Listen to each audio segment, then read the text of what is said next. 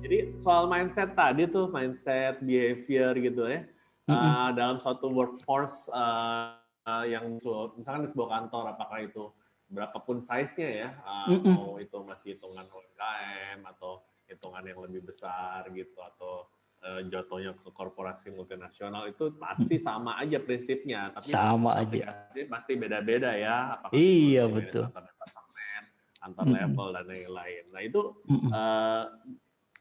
ada pengalaman unik nggak yang mungkin bisa di-share sejauh ini?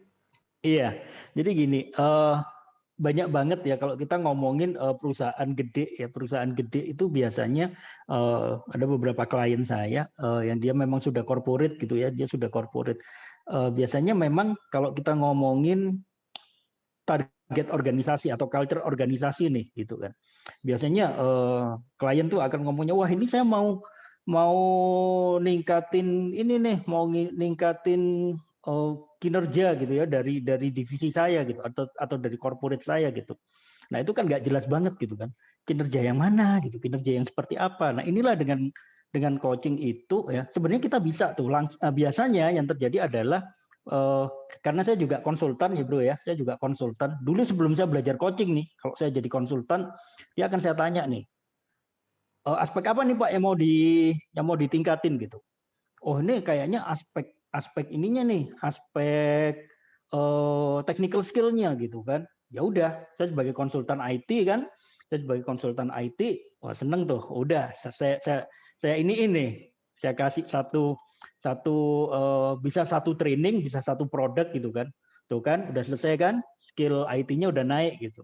Udah selesai gitu. Nah, tapi ternyata dengan pendekatan coaching beda, Bro. Gitu. Di awal kita akan lakukan coaching dulu ya. Kita akan lakukan clarity dulu gitu. Sebenarnya kinerja yang mana sih yang mau ditingkatin gitu. Kemudian kita juga lihat aspek-aspek yang lain gitu. Dan seringkali ternyata ya setelah kita lakukan dengan pendekatan coaching nih bro, yang terjadi adalah oh ternyata bukan itu yang masalahnya ya gitu. Dan itu baru ketemu tuh. Nah setelah baru ketemu kita identify, loh iya ya ternyata sudah sering mereka dapat training, sudah sering mereka dapat mentoring gitu kan. Nah tapi ternyata ya itu tadi kok nggak jalan kenapa? Oh ternyata culture dari organisasi gitu. Nah if we talk about organizational culture, balik lagi sebenarnya sebuah organisasi ini kan juga isinya dari banyak kepala kan, dari banyak person gitu. Nah sehingga kalau kita mau mengubah culture organisasi menjadi lebih bagus, ya berarti kita pendekatannya juga harus per person kan gitu. Nah apa yang bisa kita ubah nih gitu? Balik lagi sebenarnya adalah behavior dan mindset transformation yang akan kita kasih ke sebuah organisasi gitu. Nah, unik lagi nih bro, dari pengalaman saya terkait dengan startup gitu. Startup ini banyak banget ya. Sekarang muncul, bulan depan hilang itu banyak banget gitu. Nggak usah nunggu nih sampai setahun, 2 tahun gitu. Nah, kebanyakan memang kalau kita baca review ya, memang kebanyakan startup bubar karena produknya nggak disukain market, produknya nggak dibutuhin market gitu kan. Kemudian juga terkait dengan pendanaan gitu ya, mereka kehabisan dana dan lain sebagainya. Tapi sebenarnya kalau kita runut lagi ke belakang ya, balik lagi aspek manusianya sebenarnya gitu. Jadi oke, kenapa barang nggak dibutuhin market ya sampai bisa mereka habisin duit di sana gitu kan. Nah, sebenarnya kalau kita tarik ke belakang adalah bagaimana mereka melakukan riset pasarnya nih gitu. Dan seringkali data itu sebenarnya udah ada gitu ya. Tetapi ada asumsi-asumsi yang dimasukkan di sana dan ini berkaitan dengan mindset sebenarnya gitu. Nah, dengan proses coaching bisa kita dengan proses coaching kita bisa menemani mereka berpikir gitu ya. Bagaimana sih memunculkan mindset yang sejalan gitu.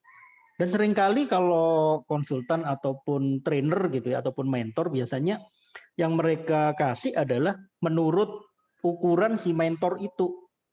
Wah itu berarti Anda harus lakukan ini, harus lakukan ini, harus lakukan ini. Tanpa melihat seberapa sih kekuatan dari si si klien ini sebenarnya. Nah, kalau coaching enggak ya. Kalau coaching kita menemani mereka berpikir, kemudian kita memunculkan solusi atau memunculkan insight dari si klien itu sendiri. Artinya akan disesuaikan dengan kondisi klien dan klien sendiri yang akan jawab gitu.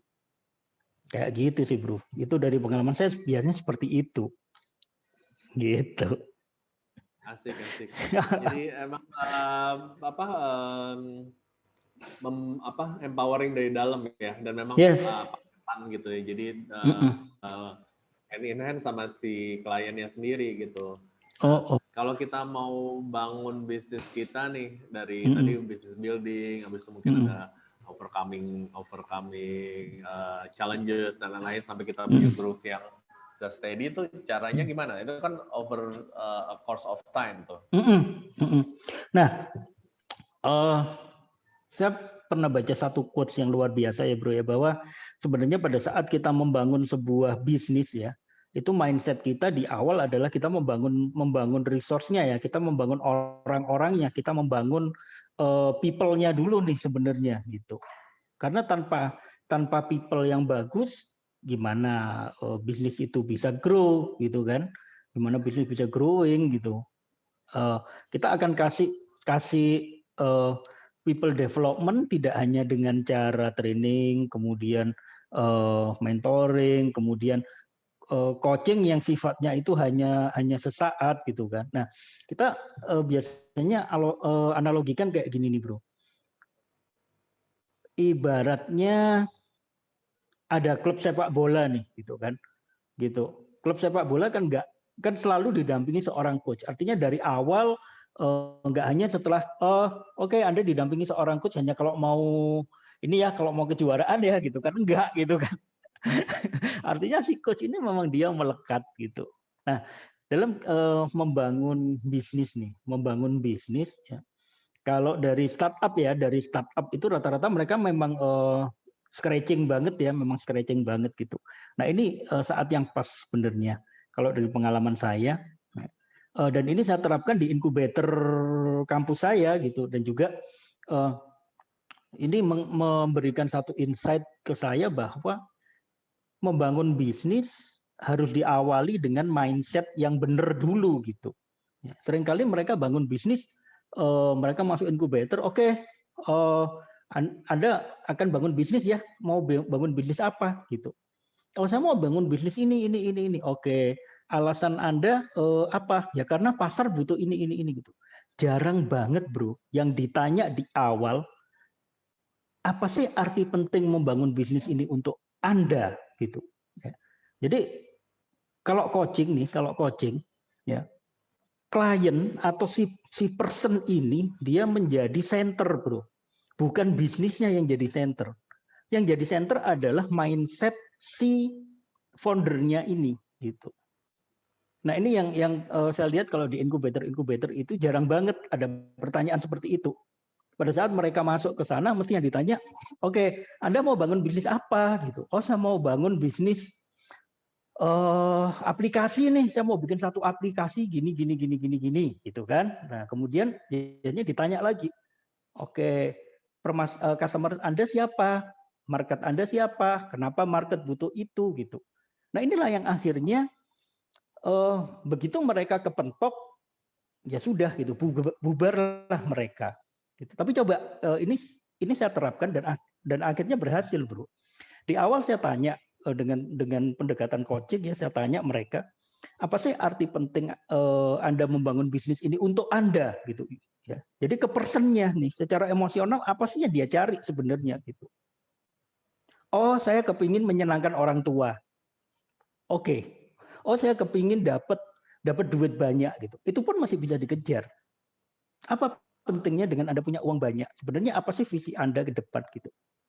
Nah, ini yang jarang banget ditanyakan kepada para founder ya, apalagi anak-anak milenial nih. Gitu. Oke, Itu jadi sih, Bro, yang lagi sebenarnya mindsetnya lagi balik ke situ lagi. Dari situ baru arahnya benar, karena kalau mindsetnya nggak jelas atau nggak tahu atau salah tempat, jadi arahnya juga semua beda semua tuh ya. Betul. Harus ada clarity untuk vision mereka gitu ya.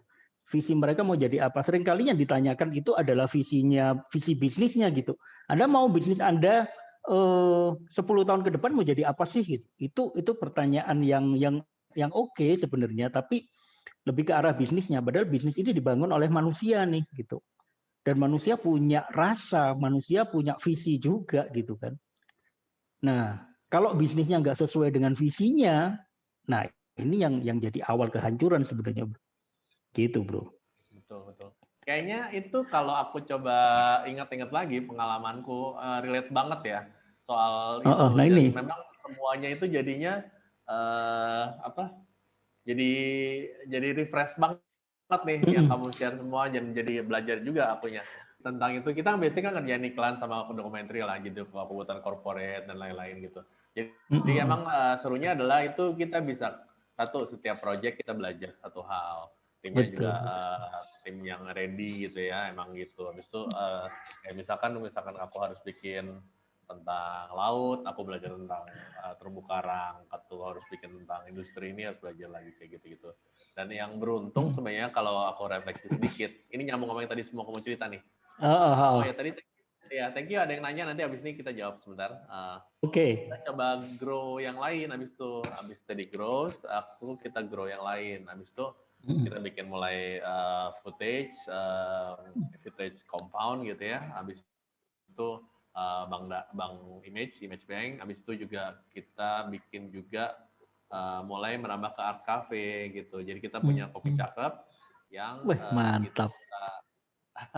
Nanti kapan-kapan gue kirim ke sana ya. Boleh. Posternya. Boleh banget.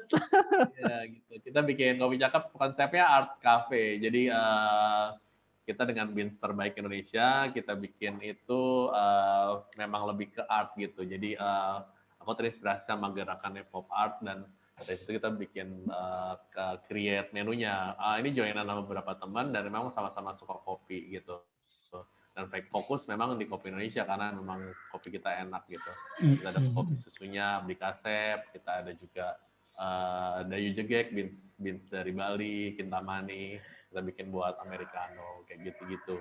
Nah, habis itu dari situ berkembang terus tuh, ntar ketemu lagi. Jadi sebenarnya kayaknya balik lagi tadi tuh, mindsetnya harus bener, dare to fail juga, nyoba gitu, karena memang ada beberapa yang kita nggak jalan di yang lain, dan emang ya udah biarin aja gitu. Kayak startup kan bisa jalan bisa enggak kan gitu. Jadi ya kayak gitulah gitu, basically kita grow terus, dare to fail, failing forward kali ya. Jadi kalau kita bukannya sengaja failing tapi failing forward, belajar dari itu, kita maju lagi terus. Nah habis itu kayaknya ya emang habis about adding more ya, being brave, dan sebenarnya also being kind to yourself ya. Jadi kita jangan terlalu maksain diri. Nah tadi ada yang nanya nih, menurut Jacob, entrepreneur itu dibuat atau dilahirkan? Oke, entrepreneur itu dilahirkan atau dibuat sih sebenarnya? Oke. Nah, kalau menurut saya tuh gini. Entrepreneur itu balik lagi dari mindset itu ya. Kenapa sih kita mau jadi entrepreneur? Atau kenapa kalau kita melihat dari sudut pandang kita gitu kan. Kenapa ya saya mau jadi entrepreneur gitu? Dan entrepreneur itu dalam bayangan saya yang seperti apa? Ya, ini juga saya refleksikan pada klien gitu. Artinya apa? Entrepreneur itu bukan sesuatu yang harus dipaksakan gitu. Apakah dia dibuat atau dilahirkan? Ya bagi saya itu tidak terlalu penting, karena apa? Entrepreneur ini balik lagi kita ke mindset. Kenapa sih kita mau jadi entrepreneur gitu? Ya. Dan ini jarang banget yang nanyain gitu. Biasanya orang akan melihat sorry itu sih ya banyak anggapan bahwa jangan jadi karyawan deh, jadi entrepreneur aja gitu. Emang entrepreneur dibanding karyawan lebih bagus entrepreneur gitu. Nah, ini yang seringkali pada waktu saya tanyakan akhirnya memunculkan satu insight baru gitu. Apa sih pentingnya menjadi entrepreneur untuk Anda gitu? Nah, itu banyak banget ragamnya gitu kan. Dengan jadi entrepreneur saya punya banyak duit gitu. Kalau jadi karyawan emang nggak bisa punya banyak duit gitu kan.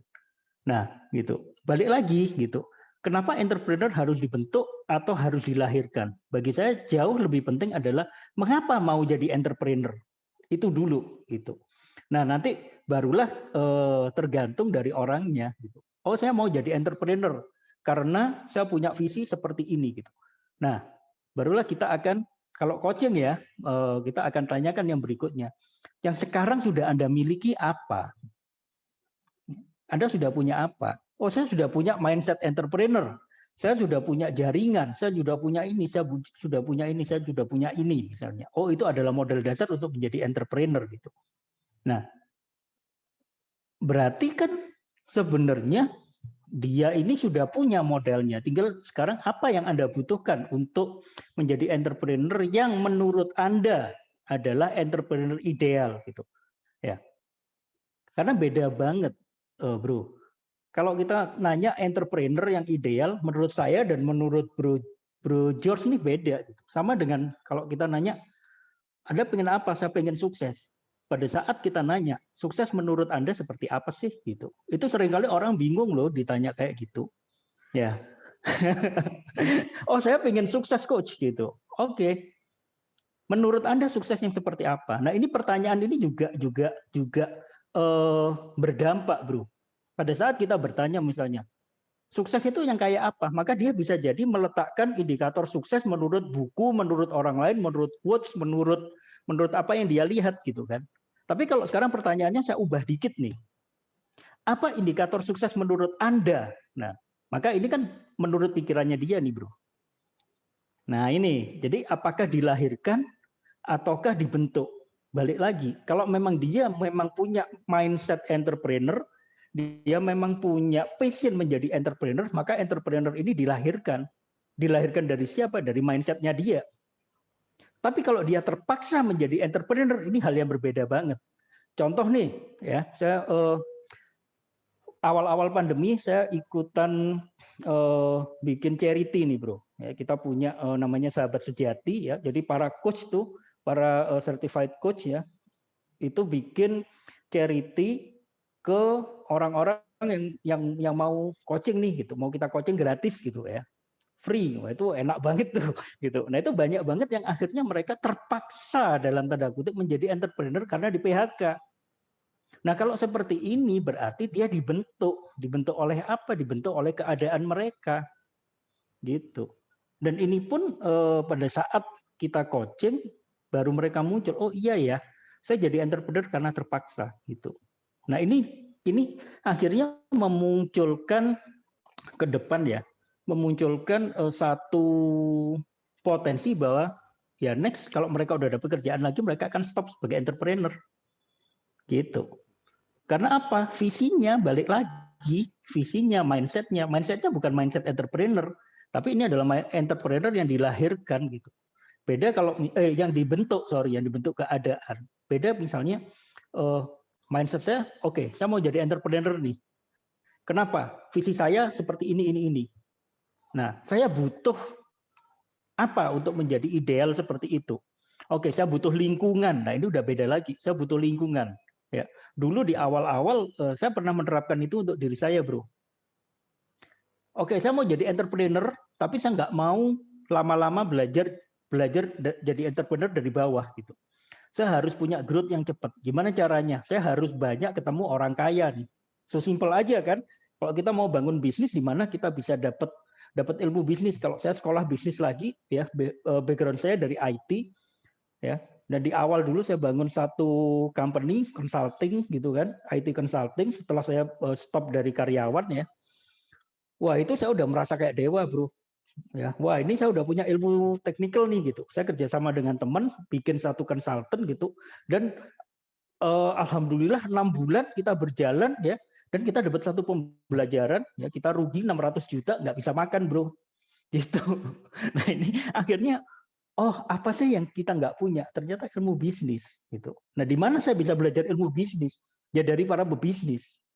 Pada waktu itu belum kayak sekarang ya, yang udah banyak banget kursus bisnis, ada akademi yang dibuat oleh para pebisnis gitu kan. Mentor sekarang banyak, coach sudah mulai banyak. Dulu nggak ada, Bro. Dan saya bingung kemana. So simple. Saya nyari orang kaya di mana nih? Orang kaya para pebisnis gitu kan. Saya mau membentuk diri saya menjadi seorang entrepreneur dengan cara apa? otak saya isi dengan omongan-omongan para entrepreneur. So simple. Tabungan saya pakai untuk belajar golf, bro.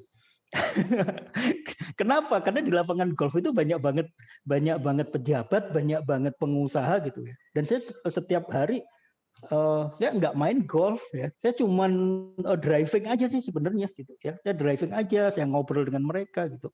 Dan dari situ lebih cepat ya membentuk diri saya menjadi seorang entrepreneur.